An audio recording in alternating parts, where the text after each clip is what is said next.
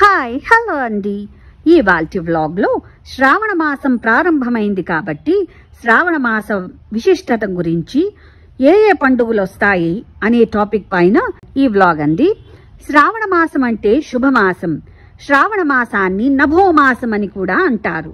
నభో అంటే ఆకాశము అని అర్థం.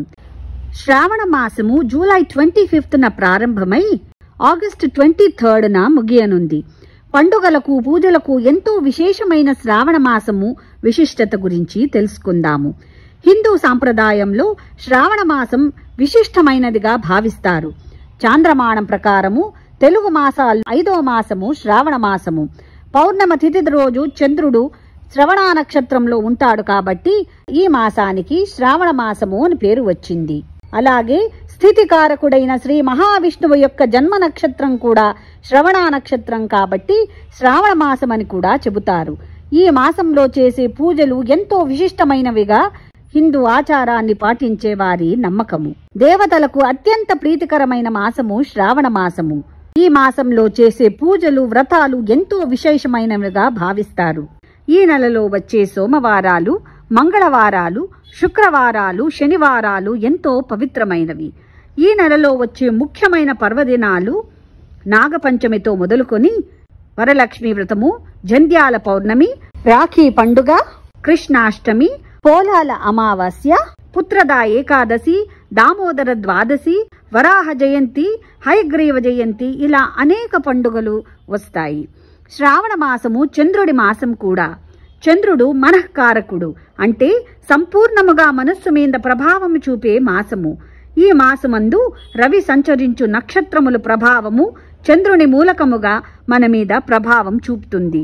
చంద్రుని నుంచి జరగబోయే దుష్ఫలితాలను నివారించటానికి, మంచి కలిగించుటకు ధర్మాచరణములను పండుగగా ఆచరించడం నియమమైనది.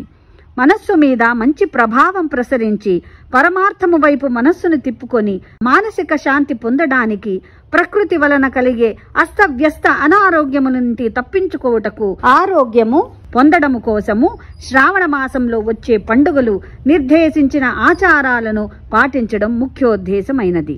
శ్రావణ సోమవారాలు. ఈ మాసంలో వచ్చే సోమవారాలలో శివభక్తులు ఉపవాసం ఉంటారు. దీక్షతో ఉపవాసం ఉండి శివుడికి అన్ని రకాల అభిషేకాలు నిర్వహిస్తారు. పార్వతీదేవికి కుంకుమ పూజ చేస్తే 5వ తనం కలకాలం నిలుస్తుందని భక్తులు ప్రగాఢంగా నమ్ముతారు. ఇక శ్రావణ మంగళవారము.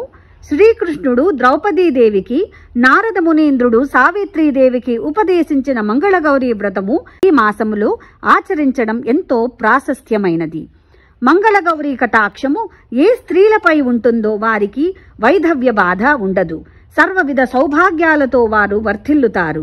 కొత్తగా పెళ్లైన వారు తప్పక 5 సంవత్సరాలు ఈ వ్రతాన్ని ఆచరించడం ఆనవాయితీ. అలాగే కొన్ని ప్రాంతాల వారు ఈ వ్రతాన్ని పెళ్లిగాని పిల్లల చేత కూడా చేయిస్తారు. పెళ్లికి ముందు 4 సంవత్సరాలు చేయించి పెళ్లైన తర్వాత మిగిలిన 1 సంవత్సరం ఈ వ్రతాన్ని నోచుకుంటారు. ఈ శ్రావణ మాసము సోమవారం, మంగళవారాలతో పాటు శుక్రవార, శనివారాలకు కూడా ఎంతో ప్రాధాన్యమైనది. ఈ మాసంలో పౌర్ణమికి ముందుగా వచ్చే శుక్రవారం నాడు శ్రీ వరలక్ష్మి వ్రతము జరుపుకుంటాము. వరలక్ష్మీదేవిని షోడశోపచారాలతో పూజలు చేస్తే అష్టైశ్వర్యాలు, ఆయురారోగ్యాలు, 5వ తనము, సంతానాభివృద్ధి కలకాలం ఉంటాయని పెద్దలు చెబుతారు. లక్ష్మీదేవి భక్త సులభురాలు. ధనము, భూమి, విజ్ఞానము, ప్రేమ, కీర్తి, శాంతి, సంతోషము, బలము అనే ఈ అష్టశక్తులను అష్టలక్ష్ములుగా ఆరాధిస్తాము. శ్రీ మహావిష్ణువు లోకాలన్నిటినీ రక్షించేవాడు. ఈ శక్తులన్నీ ఆయన ద్వారా ప్రసరించేవే. అతీత విషయాలను సామాన్య మానవులు గ్రహించలేరు. ఈ శక్తులన్నీ సక్రమంగా ఉంటేనే మనకు ఆయువారోగ్యాలు, అష్టైశ్వర్యాలు, సంతోషాలు కలుగుతాయి. లక్ష్మీదేవికి అత్యంత ప్రీతికరమైన శుక్రవారం నాడు పూజిస్తే ఇవన్నీ చేకూరుతాయని శ్రీ సూక్తం వివరిస్తుంది. అష్టలక్ష్ములలో వరలక్ష్మీదేవికి ఒక ప్రత్యేకత ఉంది. మిగిలిన లక్ష్మీ పూజల కంటే వరలక్ష్మీ వ్రతం శ్రేష్టమని శాస్త్రవచనము. శ్రీహరి జన్మ నక్షత్రమైన శ్రవణ నక్షత్రం పేరిట వచ్చే ఈ శ్రావణ మాసం వరలక్ష్మి వ్రతాన్ని ఆచరిస్తే విశేష ఫలితాలు లభిస్తాయి. ఈ వ్రతాన్ని వివిధ ప్రాంతాలలో వివిధ సాంప్రదాయాలలో ఆచరిస్తారు. ఎవరు ఏ రీతిలో ఆచరించినా సకల శుభకరమైన మంగళప్రదమైన ఈ వరలక్ష్మీదేవి పూజ జగదానందకరమైందని భక్తుల విశ్వాసము. శ్రావణ శనివారాలకు వస్తే ఈ మాసంలో వచ్చే శనివారాలలో ఇంటి ఇలవేల్పుని పూజించడం సర్వశుభాలను చేకూరుస్తుంది. ఈ మాసంలో వచ్చే అన్ని శనివారాలు చేయడానికి కుదరకపోయినా కనీసం ఒక శ్రావణ శనివారమైన పూజా విధాన్ని ఆచరించడం చాలా మంచిది. ఇక అత్యంత విశిష్టమైన పండుగ శ్రావణ పౌర్ణమి. శ్రావణ పౌర్ణమి, జంధ్యాల పౌర్ణమి, హయగ్రీవ జయంతి ఈ రోజు జరుపుకుంటారు. శ్రీ మహావిష్ణువు యొక్క అవతారమైనటువంటి హయగ్రీవుని ఈ రోజున పూజించడం ద్వారా ఏకాగ్రత, బుద్ధి కుశలత, జ్ఞానము, ఉన్నత చదువు కలుగుతాయని ప్రతీతి. జంధ్యాన్ని యజ్ఞోపవీతమని, బ్రహ్మసూత్రమని పిలుస్తారు. యజ్ఞోపవీతం సాక్షాత్తు గాయత్రీదేవి ప్రతీక. యజ్ఞోపవీతం వేదాలకు ముందే ఏర్పడింది. పరమ పవిత్రమైన యజ్ఞోపవీత ధారణ వల్ల జ్ఞానాభివృద్ధి కలుగుతుంది. యజ్ఞం ఆచరించినా ఫలం కలుగుతుందని వేదోక్తి. జంధ్యాల పండుగ రోజు నూతన యజ్ఞోపవీతాన్ని ధరిస్తారు. తరువాత అత్యంత విశిష్టమైన పండుగ అన్నా చెల్లెల పండుగైన రక్షాబంధనము. శ్రావణ పౌర్ణిమ నాటి నుండి 1 సంవత్సరం పాటు ఎవరికి అండగా ఉండదలచామో వారి ముంజేతికి మనం కట్టబోయే రక్ష రాఖీ.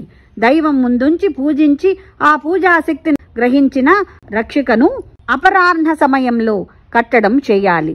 అప అంటే పగలు, అపరం అంటే మధ్యాహ్నం, అంటే 12 దాటాక. కాబట్టి అపరాహ్నం అంటే 12 నుంచి 3 గంటల మధ్య ఈ రాఖీ కట్టాలి. ఈ విధానాన్ని గర్గ్యుడనే మహర్షి చెప్పాడని శాంతి కమలాకరం చెప్తుంది. కాబట్టి ఇది నేటి ఆచారం కాదని, ఎప్పటి నుండో వస్తున్న సాంప్రదాయమేనని తెలుస్తుంది. ప్రతి ఒక్కరూ ఈ శ్రావణ మాసాన్ని అత్యంత వైభవంగా జరుపుకుంటూ ప్రతి పండుగని ఆనందించి ఆ భగవంతుని కృపకు పాత్రులవుతారని కోరుతూ ఇంతటితో ఈ బ్లాగ్ కంప్లీట్ చేస్తున్నానండి. శ్రీమాత్రే నమః. లోకా సమస్తా సుఖినో భవంతు.